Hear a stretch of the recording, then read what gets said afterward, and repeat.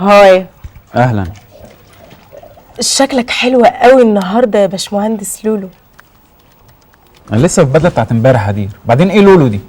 يمكن قوة البرفيوم بتاعك هي اللي شدتني ليك النهارده.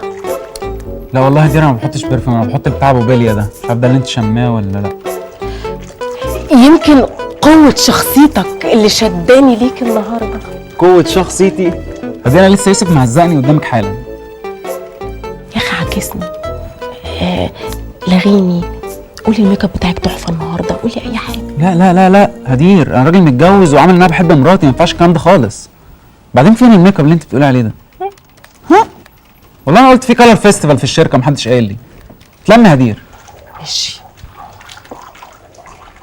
على فكره هو واخد باله قوي من نظراتك ليا طول الوقت، بس هو عمل لك اعتبار عشان صحابه كده. تقيل قوي. حب جنة انا عشت فيه والربوخ انه حلفت بيه.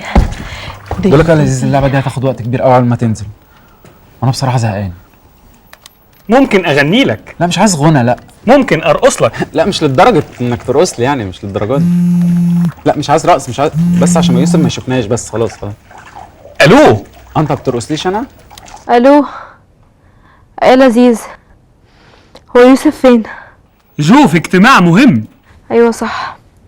طب ممكن لو سمحت تخش تقوله ان انا تعبانه قوي وعايزاه يروح الكاستنج مع زومبا بدالي؟ ما ينفعش، جو قال لي ما قطعوش في الاجتماع المهم. يا لذيذ بقول لك تعبانه وجنبي وجعني قوي ومش عارفه ده ايه.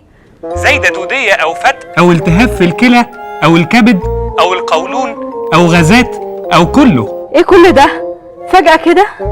يا ابني ما تقلقنيش بقى. لازم تقلقي، ممكن تموتي. الله يخرب بيتك، يعني انا بقول لك ما تقلقنيش تقولي ممكن تموتي؟ كل الناس هتموت وانتي ناس فهتموتي. يا سيدي ونعم بالله. طب خلاص انا هاخد مسكن وان شاء الله اتحسن. المسكن مش هيمنع انك تموتي. طب اعمل ايه دلوقتي؟ اطلع على المستشفى ولا اعمل ايه؟ المستشفى مش هتمنع انك تموتي. اديني يوسف. ما ينفعش، في اجتماع مهم. يا ربي بقى، انا بجد ما بقتش قادره على العند ده.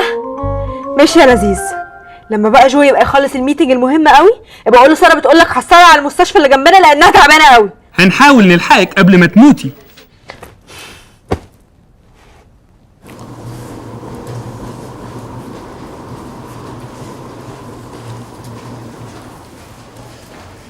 دقايق وغرفة السونار هتبقى جاهزة.